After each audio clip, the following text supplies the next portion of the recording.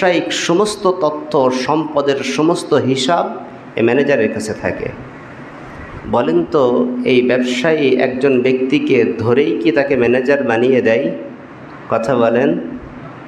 এইকে manager বানানোর পূর্বে বিভিন্ন আঙ্গিকে, বিভিন্ন ভঙ্গিতে, বিভিন্ন অবস্থায় ওই ব্যক্তিকে পরীক্ষা নিয়ে মালিক যখন চিন্তা করে, হ্যাঁ এ ব্যক্তি আমার বিশ্বস্ত, এ আমার সাথে কখনো গাদ্দারি করবে না, আমার ব্যবসা নষ্ট করবে না, আমার সম্পদ নষ্ট করবে না, ঠিক এই সময় ওই ব্যক্তিকে ম্যানেজার নির্বাচন করে তার সম্পত্তির দায়িত্ব তার হাতে তুলে দেয়।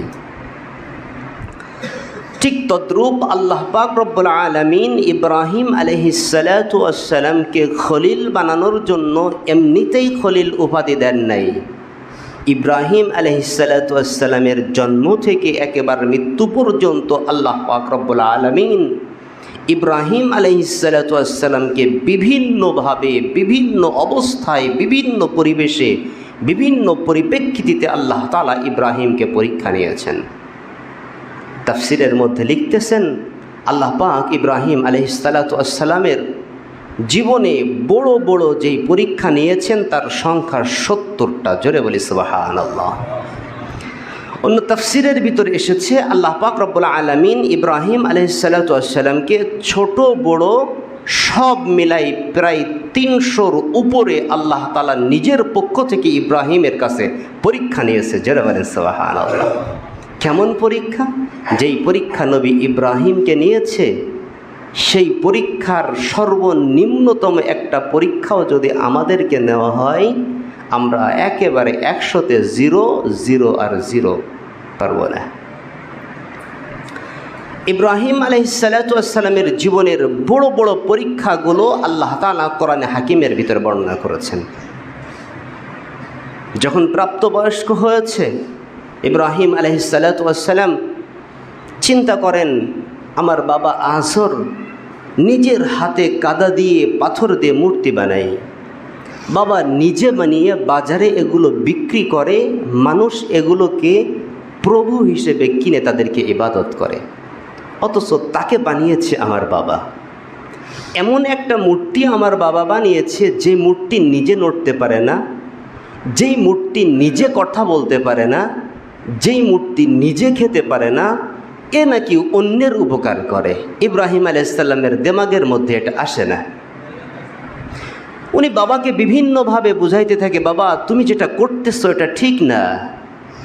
ইব্রাহিম আলাইহিস সালাম খুঁজতে থাকেন, এই হাতে তৈরি মূর্তি কখনো মানুষের রব হতে পারে না, প্রভু হতে পারে না, তাহলে প্রভুকে? যখন দিনের আলো ফুটতে থাকে, রাতের ওই কুচকুচে আধার যখন কেটে পূর্ব গগনে বিশাল আকৃতির সূর্য উদয় হয়, পৃথিবীর আধারকে দূর করে দিয়ে পৃথিবীকে আলো দিয়ে আলোকিত করে দেয়। ইব্রাহিম আলাইহিস সালাম চিন্তা করতেছেন, এইটাই মনে হয় রব। সন্ধ্যার সময় যখন সূর্য আবার অস্ত চলে যায়, ইব্রাহিম আলাইহিস সালাম নিজেই বলে, রব তো কখনো অস্ত যেতে পারে না। যারা বলেন সুবহানাল্লাহ। সূর্য যখন আবার অস্ত চলে যায়, রাত আসে, আকাশে চাঁদ উদিত হয়। চাঁদকে দেখি ইব্রাহিম বলতে থাকে আলাইহিস সালাম, এটাই মনে হয় রব। দিনের আলো ফুটতেই চাঁদ হারিয়ে যায়। ইব্রাহিম আলাইহিস সালাম বলছেন, রব তো কখনো হারায় যায় না, রব তো সবসময় অক্ষত থাকে। সুতরাং আমার রব তিনি, যিনি এই চাঁদ সূর্য আসমান জমিন গ্রহ নক্ষত্র, আমি ইব্রাহিম, আমার বাবা আজর, নমরুদ সহ কুল কায়নাত যেই সত্তা তৈরি করেছেন, সেই সত্তাই হল আমার রব, তিনিই হলেন আমার আল্লাহ। সুবহানাল্লাহ। ইব্রাহিম আলাইহিস সালাম ওই রবের দাওয়াত মানুষের কাছে পৌঁছাইতে শুরু করলেন। মানুষ যেই মূর্তির পূজা করে, ইব্রাহিম আলাইহিস সালাম এই মূর্তি নিধনের প্রচেষ্টা শুরু করলেন। সমস্ত মানুষ মেলাতে উপস্থিত হয়েছে। ইব্রাহিম আলাইহিস সালাম মূর্তি ঘরের মধ্যে ঢুকে সব মূর্তিগুলোকে কোরাল দিয়ে ভাঙছে। সবচেয়ে বড় মূর্তির কাঁধের উপরে কোরালটা চাপিয়েছে। মানুষ যখন মেলা থেকে ফিরে এসেছে, কি ব্যাপার, মূর্তিগুলা কে ভেঙেছে? ইব্রাহিম বাড়িতে ছিল। ইব্রাহিম তো মূর্তি বিদ্বেষী, তাহলে ইব্রাহিমই হয়তো ভেঙেছে। ইব্রাহিমকে ডাক দিয়েছে, মূর্তি কে ভেঙেছে? ইব্রাহিম বলতেছে, আমাকে জিজ্ঞাসা করতেছো কেন? মূর্তি কে ভেঙেছে এটা আমাকে জিজ্ঞাসা করছো কেন? তারাই তো তোমাদের রব, তারাই নাকি তোমাদেরকে বানিয়েছে, তারাই নাকি তোমাদের বিপদ থেকে উদ্ধার করে, তারাই নাকি তোমাদের রিজিকের ব্যবস্থা করে। এত ক্ষমতা সম্পূর্ণ তোমাদের ওই মূর্তিওয়ালা রব, তাহলে বড় রবের কাছে জিজ্ঞাসা করো না কে এদেরকে ধ্বংস করেছে। যারা নিজেদেরকেই সংরক্ষণ করতে পারে না, নিজেদেরকেই ক্ষতি থেকে বাঁচাইতে পারে না, ধ্বংস থেকে বাঁচাইতে পারে না, এমন রবের ইবাদত তোমরা করো। ইব্রাহিম আলাইহিসসালামের কথায় বুঝতে বাকি থাকলো না যে ইব্রাহিমই এই মূর্তিগুলো ধ্বংস করেছে। পরিশেষে কল্পনা কি হলো? ইব্রাহিম আলাইহিসসালামের বিরুদ্ধে আল্লাহ তাআলার পরীক্ষা জারি শুরু হলো। তৎকালীন সময়ের বাদশাহ নমরুদ ইব্রাহিম আলাইহিসসালামকে বিভিন্নভাবে শাস্তি দিয়েও যখন ইব্রাহিম আলাইহিসসালামকে থামাইতে পারতেছে না, চিরতরে ইব্রাহিম আলাইহিসসালামকে ধ্বংস করে দেওয়ার জন্য, পৃথিবীর বুক থেকে ইব্রাহিমকে নিশ্চিহ্ন করে দেওয়ার জন্য বিশাল অগ্নিকুণ্ড তৈরি করলো। এমন অগ্নিকুণ্ড যেই অগ্নিকুণ্ডর কাছে কোনো মানুষ যাইতে পারে না। ইব্রাহিমকে আগুনের পাশে নিয়ে ধাক্কা দিয়ে ফেলে দেবে, আগুনের কাছেও যাইতে পারে না। এমন কঠিন অগ্নিকুণ্ড তৈরি করেছে। ইব্রাহিম আলাইহিসসালামকে বলেছে, ইব্রাহিম তুমি ওই এক আল্লাহকে ছেড়ে দাও, এক আল্লাহকে ছেড়ে দাও, আমার রাজত্বের অর্ধেক তোমাকে দিয়ে দেব, আমার রাজত্বের আসনে তোমাকে বসিয়ে দেব। ইব্রাহিম আলাইহিসসালামের দিলের মধ্যে রবকে বসিয়েছে। ইব্রাহিম চিন্তা করতেছে এটা আমার রবের পক্ষ থেকে আমার পরীক্ষা, সুতরাং ওই আগুন কোনো ক্ষমতা নাই যদি রব আমাকে বাঁচায়। আর রব যদি ওই আগুনের মধ্যেই আমার মৃত্যু লিখে রাখে, তাহলে কেউ আমাকে ওই আগুন থেকে বাঁচাইতে পারবে না। ইমানের দৃঢ়তার উপরে দাঁড়িয়েছে, আগুনের মধ্যে নিক্ষেপ করেছে। আগুন যেই আল্লাহ তৈরি করেছেন, ওই আল্লাহ আগুনের মধ্যে ইব্রাহিমকে আল্লাহ তাআলা নিরাপত্তা দিয়ে অক্ষত অবস্থায় আল্লাহ তাআলা ইব্রাহিমকে আগুন থেকে বের করেছে। জোরে বলেন সুবহানাল্লাহ। এটা ইব্রাহিমী পরীক্ষা, এটা খলিল হওয়ার পরীক্ষা। ইব্রাহিম আলাইহিসসালাম আল্লাহ তাআলার পরীক্ষায় নিজের মাতৃভূমি ছেড়েছেন, স্ত্রী আর সন্তান, সর্বপ্রসূত সন্তান ইসমাইলকে নিয়ে নিজের দেশ থেকে হিজরত করে দূর মক্কায় চলেছে। সেইখানে আল্লাহ তাআলার খানায় কাবা ঘর তৈরি করেছে। আল্লাহ পাক রব্বুল আলামিনের যখন যেই পরীক্ষা ইব্রাহিমের কাছে এসেছে, ইব্রাহিম আলাইহিসসালাম প্রত্যেকটা পরীক্ষা যতগুলো আল্লাহ তাআলার পক্ষ থেকে ইব্রাহিমের কাছে এসেছে, প্রত্যেকটা পরীক্ষায় ইব্রাহিম আলাইহিসসালাম পূর্ণতার সাথে সেই পরীক্ষায় কৃতকার্য হয়েছে। যারা বলেন সুবহানাল্লাহ। একটা ঘটনা এমন লেখে, ইব্রাহিম আলাইহিসসালাম একদিন মাঠে, ওনার বকরির পাল ছিল অনেক, মাঠে উনি রাখালি করতেছেন। তো আল্লাহ পাক রব্বুল আলামিন ফেরেশতাদেরকে গল্প করতেছেন, দেখছো ইনি কিন্তু আমার খলিল। কাল্লা তোমার কেমন খলিল, একটু পরীক্ষা আমাদের সামনে নাও তো। তো আল্লাহ তাআলা একজন ফেরেশতাকে ইব্রাহিম আলাইহিসসালামের কাছে পাঠিয়েছে, যাও তুমি যেভাবে হোক আমার বন্ধুকে তুমি পরীক্ষা নাও। ফেরেশতা এসেছে, ইব্রাহিম আলাইহিসসালাম রাখালি করতেছে, রাস্তা দিয়ে ওই ফেরেশতা হাঁটতেছে, আর ফেরেশতার ওই সুররিত কণ্ঠে, ওই সুন্দর জবানে আল্লাহ আল্লাহ আল্লাহ বলতে বলতে চলতেছে। ইব্রাহিম আলাইহিসসালাম ডাক দিছে, ভাই দাঁড়াও দাঁড়াও। ফেরেশতা দাঁড়িয়েছে, কি ব্যাপার, আমাকে দাঁড়ালেন কেন? ভাই তোমার কণ্ঠে আমার রবের নামটা এত চমৎকার লাগতেছে, আমাকে আরেকটু শোনাও না। ফেরেশতা বেশি ওই মানুষ যে মানুষের বেশ ধরে আল্লাহ তাআলার পক্ষ থেকে ইব্রাহিমকে পরীক্ষা নিতে এসেছে, বলতেছে এত চমৎকার যখন লাগতেছে, আমি ওই রবের নাম তো এমনিতেই নেই না, যদি আমাকে কিছু হাদিয়া দাও তাহলে তোমাকে আমি রবের নাম শোনাইতে পারি। ইব্রাহিম আলাইহিসসালাম বলছে, এই যে বকরির পালগুলো দেখতেছো না, এই বকরির পালের অর্ধেক তোমাকে দিয়ে দিচ্ছি, তুমি একটা বার আমার রবের নাম শোনাও। ওই ফেরেশতা বেশি মানুষ আবার বললেন আল্লাহ আল্লাহ। ইব্রাহিম আলাইহিসসালাম বলছেন, ভাই অন্তরের মধ্যে তৃপ্তি লাগে না, আমি নিজের জবানে আল্লাহকে ডাকি, আমার অনেক উম্মত আল্লাহকে ডাকে, তবে তুমি যত চমৎকার করে ডাকতেছো, অন্তরের মধ্যে এত তৃপ্তি অন্য কোনো ভাষার মধ্যে পাই না, আরেকটু শোনাও না। ফেরেশতা বলতেছে, ইব্রাহিম শুনতে চাচ্ছ? তা এমনিতে শোনাইতে চাই না আমি, বিনিময়ে আর কি দিবা? ইব্রাহিম আলাইহিসসালাম বলছেন, বাকি যে অর্ধেক আছে এগুলো তোমার আরেকটা বার শোনাও। ফেরেশতা আবার শোনাইলেন, আল্লাহ আল্লাহ। ইব্রাহিম আলাইহিসসালাম বলছেন, ভাই অন্তরের মধ্যে তৃপ্তি আসতেছে না, অপূর্ণতা থেকেই যাচ্ছে, আরেকটু শোনাও। ফেরেশতা বলতেছে, সবই তো দিয়েছো, এবার কি দিবা? ইব্রাহিম নবী বলতেছে, এই এতগুলো বকরির পাল রাখালি করার জন্য তো একটা রাখাল দরকার। তোমার কাছ থেকে কোনো পারিশ্রমিক আমি নেব না, তোমার কাছ থেকে কোনো বিনিময় আমি গ্রহণ করব না। তোমার টোটাল এই বকরির পালের রাখালি আমি সারা জীবন করে যাব, বিনিময়ে তুমি তোমার জবান দিয়ে আল্লাহ আল্লাহ শব্দটা আমাকে শোনাবা। যারা বলেন সুবহানাল্লাহ। ইনি হলেন ইব্রাহিম আলাইহিসসালাম। আল্লাহ পাক রব্বুল আলামিন ক্ষণে ক্ষণে ইনাকে পরীক্ষা নিয়ে ইনার নামের সাথে আল্লাহ তাআলা লাগিয়েছেন খলিলুল্লাহ। আমাদের যাদের সন্তান আছে, বাবা মার প্রথম যখন সন্তান আসে সংসারে, পিতামাতা চিন্তা করে এই সন্তান আমার কাছে, বাস্তব এটা, এই সন্তান আমার কাছে পৃথিবীর সবচাইতে মূল্যবান। কথা বলেন তো ঠিক কিনা? কথা বোঝেন নাই? সংসারে যখন প্রথম সন্তান আসে, এই সন্তানকে নিয়ে প্রত্যেক পিতামাতার কাছে এটা মনে হয় পৃথিবীর তুলনায় আমার সন্তান আমার কাছে সবচাইতে বেশি প্রিয়। এমন করে একজন বাবার যদি 10টা সন্তান থাকে, একেবারে 10 নম্বর সন্তানের বেলাও অন্তরের মধ্যে ভালোবাসার অপূর্ণতা আসে না, ভালোবাসা পূর্ণতাই থেকে যায়। এটা আল্লাহ তাআলার পক্ষ থেকে বিশেষ একটা নেয়ামত। ইব্রাহিম আলাইহিসসালাম দীর্ঘদিন অতিবাহিত করেছেন। বয়সের একদম শেষ সীমানায় আসার পরে আল্লাহ পাক রব্বুল আলামিন ইসমাঈলকে দিয়েছেন। একেবারে জীবনের শেষ সময় যখন সন্তান হওয়ার কথাই না, তখন আল্লাহ তাআলা ইসমাঈলকে দিয়েছেন। যখন সন্তান হওয়ার কথা ছিল তখন সন্তান হয় নাই। একেবারে শেষ বয়সে যখন সন্তান ইসমাঈলকে পেয়েছে, ইব্রাহিম তো ধন্য, মহা খুশি। ইব্রাহিম আলাইহিসসালামের ভালোবাসা সন্তানের প্রতি এত বেশি চরম, আল্লাহ পাক রব্বুল আলামিন বললেন, এই সময় ইব্রাহিমকে আরেকটু পরীক্ষা নেওয়া দরকার।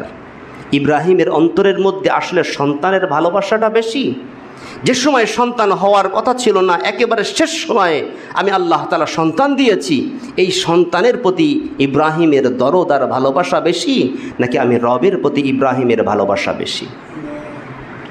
আল্লাহ পাক রব্বুল আলামিন সাথে সাথে ইব্রাহিমকে জানিয়ে দিলেন, ও ইব্রাহিম, যে সন্তানকে আমি আল্লাহ তাআলা দিয়েছি, এই সন্তানটা আমি আল্লাহর জন্য তুমি জবেহ করে দাও। তাও অন্যের হাতে জবেহ করলে হবে না, অন্যের কাছ দিয়ে জবেহ করলে হবে না, তুমি তোমার আদরের সন্তানকে তুমি স্বহস্তে জবেহ করবে। ইব্রাহিম আলাইহিসসালাম আমরা কিতাবের মধ্যে পেয়েছি, কোরআনে আল্লাহ তাআলা নিজেই ঘটনা শুনিয়েছে। আমি ইতিপূর্বে আলোচনাও করেছি, ইব্রাহিম আলাইহিসসালাম নিজের সন্তানকে জমিনের উপরে শোয়াইতেও দেরি করেন নাই, সন্তানের গলায় ধারালো ছুরি চালাইতেও দেরি করেন নাই। আল্লাহকে চিনিয়েছেন, আল্লাহকে শুনিয়েছেন, আল্লাহকে দেখিয়েছেন, আল্লাহকে বুঝিয়েছেন, মালিক তোমার ভালোবাসা দিলের মধ্যে সর্বাগ্যে, তোমার ভালোবাসার চাইতে অন্য কোনো ভালোবাসা আমার দিলের মধ্যে কখনোই স্থান পায় নাই, তাই শেষ বয়সের সন্তানের জন্যও না। এমন করে আল্লাহ পাক রব্বুল আলামিন ইব্রাহিম আলাইহিসসালামকে পরীক্ষার উপরে পরীক্ষা নিয়ে নিয়ে নিয়ে নিয়ে ইব্রাহিম আলাইহিসসালামের নামের সাথে যখন খলিল লাগাইলেন, তখন আল্লাহ তাআলা ইব্রাহিমকে বললেন যে, ইব্রাহিম, জমিনের উপরে ওই কুদরতি নজর যেখানে পড়েছিল, ওই জায়গায় তুমি আমার জন্য একটা ঘর তৈরি করো, যেই ঘরের নাম হবে বাইতুল্লাহ, যেই ঘরের নাম হবে আল কাবাতুল মুশাররাফা। ইব্রাহিম আলাইহিসসালাম নির্মাণ করলেন। অথচ আলোচনা করেছি, এরপর ইব্রাহিম আলাইহিসসালাম ঘর নির্মাণ করে সর্বশেষ খানায়ে কাবার কাছে এসে তিনার শরীরটা খানায়ে কাবার সাথে মিশায়া দিলেন। খানায়ে কাবার দেওয়ালে চুম্বন করতে শুরু করলেন, খানায়ে কাবার ওই দেওয়ালে নিজের জল মুখ লাগাইতে শুরু করলেন। ইব্রাহিম আলাইহিসসালাম খানায়ে কাবা নির্মাণ করেছেন, আল্লাহ তাআলা থেকে কোনো পারিশ্রমিক নেন নাই। আল্লাহ তাআলা অর্ডার করেছেন, উনি রাজমিস্ত্রির কাজ করেছেন। আল্লাহ তাআলা অর্ডার করেছেন, সন্তানকে জুগাড়ি বানিয়েছেন, খানায়ে কাবা নির্মাণ করেছেন। এবার খানায়ে কাবা জড়িয়ে আল্লাহ তাআলার দরবারে চাওয়া শুরু করছে। 1 নাম্বার, ইব্রাহিম আলাইহিসসালাম প্রথম দোয়া করলেন, রব্বানা তাকাব্বাল মিন্না, হে আল্লাহ, যে ঘর তুমি তৈরি করতে বলেছ, হয়তো এ ঘর তৈরিতে আমি ইব্রাহিমের পক্ষ থেকে কোনো ভুল ভ্রান্তি হয়ে যেতে পারে। যে ঘর তৈরি করেছি, আমার সন্তান আমাকে সহযোগিতা করেছে, এই ঘর তৈরির কাজে হয়তো বা কোনো বেয়াদবি হয়ে যেতে পারে, হয়তো বা কোনো ভুল হতে পারে, হয়তো বা আমার কোনো পদস্খলন হতে পারে। মালিক, মাফ করে দিয়ে এই কাজটা তুমি কবুল করে নাও। জোরে বলি না সুবহানাল্লাহ। ইব্রাহিমের এই দোয়া আমাদেরকে শেখাচ্ছেন, পৃথিবীর জমিনে আল্লাহ তাআলার নিয়ামত যদি 1 সেকেন্ডের জন্য বন্ধ হয়ে যায়, পৃথিবীর কোনো মানুষ পৃথিবীর জমিনের উপর অবস্থান করতে পারবে না। আল্লাহ পাক রব্বুল আলামিন সর্বক্ষণিক নিয়ামত দিয়ে তোমাকে বাঁচিয়ে রেখেছে, আর তোমাকে অর্ডার করেছো, পৃথিবীর মানুষ আমার ইবাদত করো। তুমি নামাজ পড়লে, তুমি হজ করলে, তুমি যাকাত দিলে, তুমি রোজা রাখলে, সব কিছু করলে, আর নিজে নিজে বলতেছো হ্যাঁ আমি করেছি। না, এটা আদব না, বরং তুমি আল্লাহ তাআলাকে বলো, রব্বানা তাকাব্বাল মিন্না, ও মালিক, আমার দায়িত্ব ছিল, করেছি, ভুল মাফ করে দিয়ে আমার ইবাদত তুমি কবুল করে নাও। জোরে বলেন সুবহানাল্লাহ। এটা আদব, এইভাবে আল্লাহ তাআলার কাছে চাইতে হয়। ইব্রাহিম আলাইহিসসালাম আল্লাহ তাআলার কাছে আবার দোয়া করলেন। আল্লাহ তাআলার কাছে এবার দোয়া করে ইব্রাহিম আলাইহিসসালাম বলতেছেন, হে আমার প্রভু, আল্লাহ তাআলা বলছেন, ইব্রাহিম আলাইহিসসালাম বলছেন, রব্বানা ইন্নী আসকানতু যুররিয়াতি, হে আমার পালনকর্তা, আমি আমার পরিবারের কতক মানুষকে, আমার সন্তানদেরকে তোমার ঘরের পাশে এই অনুর্বর জায়গায় আমি তাদেরকে বসবাস করাইলাম। কেন বসবাস করেছি? লিয়ুকিমুস সালাহ, যাতে করে তারা এই ঘরে তোমার ইবাদত করতে পারে, তোমার নামাজ আদায় করতে পারে। আর কিসের জন্য করেছি? এজন্য করেছি, আল্লাহ, তুমি আমার সন্তানদের দিলের মধ্যে, আমার সন্তানদের অন্তরের মধ্যে এই ভালোবাসা, এই ঘরের প্রতি ভালোবাসা, এই ঘরের প্রতি টান তুমি তৈরি করে দাও। ইব্রাহিম আলাইহিসসালাম আরও দোয়া করলেন, আল্লাহ, যেই সন্তানদেরকে আমি এখানে বসবাস করাচ্ছি, তাদেরকে তুমি ফলের মাধ্যমে রিজিকের ব্যবস্থা করে দাও।